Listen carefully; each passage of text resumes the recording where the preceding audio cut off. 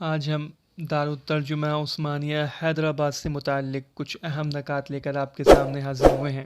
تو چلیے شروع کرتے ہیں۔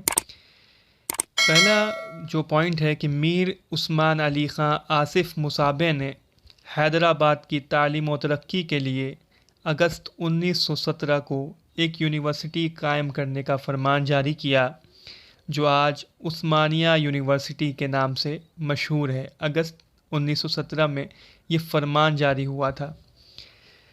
دوسرا پوائنٹ ہے کہ دارالترجمہ عثمانیہ جامعہ عثمانیہ کے نصابی کتابوں کی اردو میں اشاعت کے لیے ستمبر 1917 میں قائم کیا گیا۔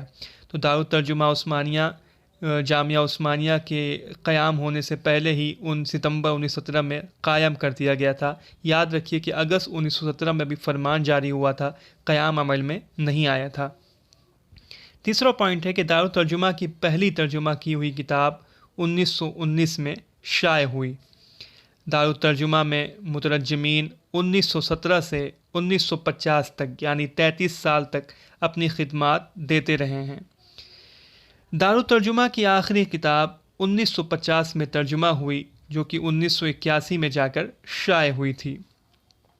دارالترجمہ کی عمارت میں 18 اگست 1955 میں آگ لگ گئی تھی، جس میں اکثر کتابیں جل گئیں۔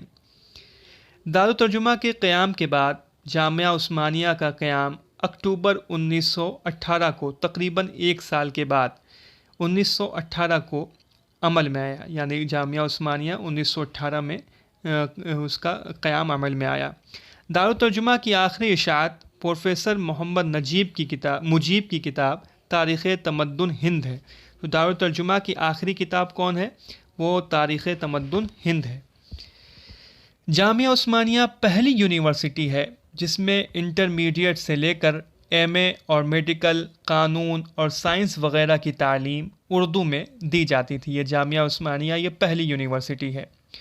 اردو میں اصطلاحات وضع کرنے کے لیے سب سے پہلے مجلس وضائع اصطلاحات دارالترجمہ حیدرآباد کے تحت قائم کی گئی۔ تو سب سے پہلے جو قائم کی گئی تھی مجلس وضع اصطلاحات، وہ دارالترجمہ حیدرآباد کے تحت قائم کی گئی تھی، اور اس کے قیام کا مقصد جو تھا اردو اصطلاحات کو وضع کرنا تھا، اور اس میں جو شامل افراد تھے مولوی وحید الدین سلیم، مولوی عبدالحق، علی حیدر نظم طبطبائی، عماد اللہ مادی، مرزا ہادی رسوا، پروفیسر عبدالخان واسع اور خان فضل وغیرہ، یہ تمام لوگ تھے اس میں شامل۔ دارالترجمہ کے وضع اصطلاحات کمیٹی کی پہلی جو مجلس ہوئی تھی وہ 1918 میں ہوئی تھی، اور آخری مجلس 1946 کو منعقد ہوئی تھی۔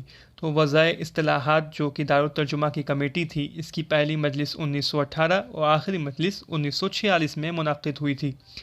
دارالترجمہ سے کل 129 مترجمین وابستہ تھے، جن میں عبدالماجد دریابادی، خلیفہ عبدالحکیم، عبدالحلیم شرر، مرزا ہادی رسوا، سید علی رضا، جوش ملیح آبادی، یوسف حسین خان اور پروفیسر محمد مجیب وغیرہ شامل ہیں۔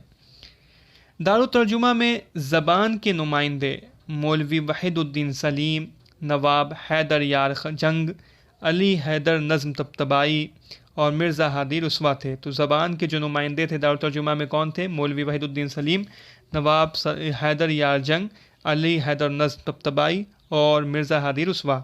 دارالترجمہ میں ناظر ادبی کے عہدے پر یکے بعد دیگرے نواب حیدر یار جنگ، علی حیدر نظم طبطبائی اور جوش ملیح آبادی فائز ہوئے۔ دارالترجمہ کے سب سے پہلے ناظم مولوی عبدالحق ہیں۔ تو دارالترجمہ کے سب سے پہلے ناظم مولوی عبدالحق ہیں، اور دارالترجمہ سے وابستہ آخری ادیب پروفیسر محمد مجیب ہیں۔ دارالترجمہ کے جو آخری ادیب ہیں وہ پروفیسر محمد مجیب ہیں۔ تو یہ میں نے دارالترجمہ عثمانیہ حیدرآباد سے متعلق کچھ اہم نکات آپ کے سامنے رکھے۔